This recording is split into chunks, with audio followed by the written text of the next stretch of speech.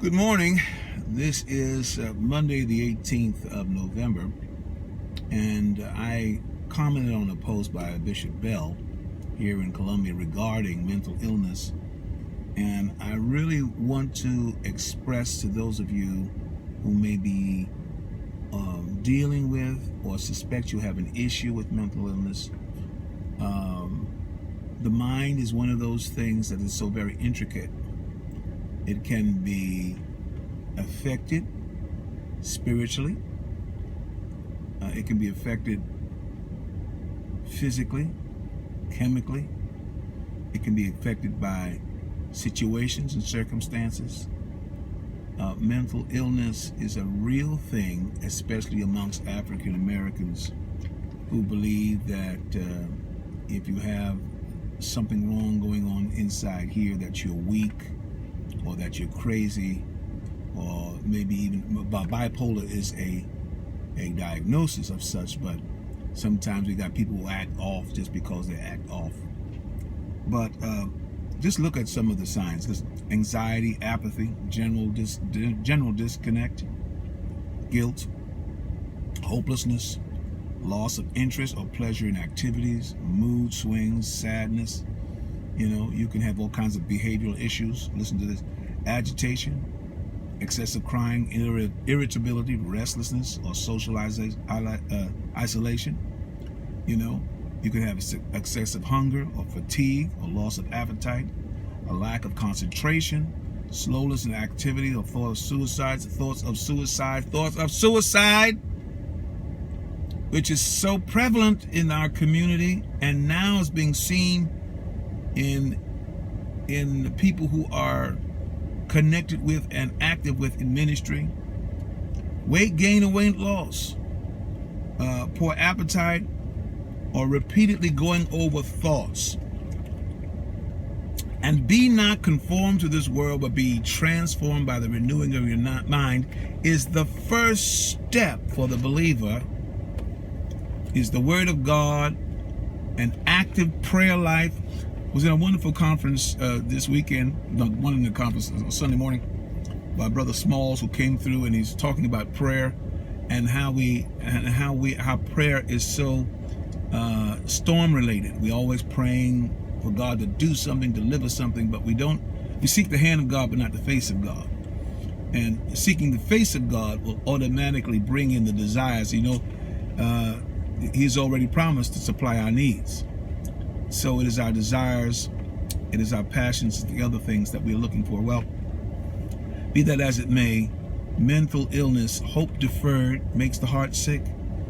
There's so much that goes on up here. And I'm not talking to somebody who's on the edge and I'm trying to help you all. I have dealt with some of these issues. And, having been in ministry over 40 years, I've had some really rotten things happen to me by the hands of those who I trusted. And even today, sometimes I feel people underestimate or even have suspicions about you and don't even know you. All these things can cause some sort of mental illness, some mental issue. I want to encourage you to pray, develop prayer. We're going to be, as a result of the messages that I heard this weekend, I'm going to be doing from Dr. Small's book. I'm going to be doing that, the intimacy and prayer life thing. And I want, you don't have to follow it. It's up to you. But I'm not just doing it for you. I'm doing it for me. I want to really enlighten myself, to enhance my prayer life. But also, I've learned in my ministry, I learn it, I teach it, I live it. When you learn it and you teach it, you become accountable for it. And then you do your very best to live up to those things that you have learned. God is not interested in us being human doings. We always think we have to do something to gain God's love. No, we are human beings, and we need to be whatever it is that God has called us to be. I be what God says I be it now, and nothing else, for now has come. Dr. D.L. Allen. So I want you to, if you think you have some issue with mental illness, get to your pastor, get to somebody you trust. Listen, sometimes you don't even trust your pastor. You know, good people, but sometimes they themselves are struggling with things. Find somebody you trust who is knowledgeable in the field, or at least knowledgeable in prayer life, but knowledge in the field, because you may need medical intervention. The enemy doesn't give us doctors for our benefit. Every good and perfect gift comes from the Lord. So the doctor's knowledge comes from God, you know? And I don't believe that God is the author of suffering. I heard that in the ministry not too long ago. God doesn't put suffering on you to teach you anything. Suffering is a component of this fallen world. It could be a component of your activity, or it could be a component of satanic attack. What God does, though, is he can, out of your suffering, help to teach you something or principles that are great. Help you get over things. So every good and perfect gift comes from the Lord. Don't believe that. I just don't. I'm sorry. You may have a different theological opinion. I don't believe God puts cancer on people to teach him anything. I don't believe he puts diabetes on people to teach him anything. I don't believe he puts hard times on people to teach him anything. You know, some of this stuff I just can't swallow. The stuff we're teaching people wears me out. Oh, God, I'm sorry. I didn't mean to get on that. But anyway, listen.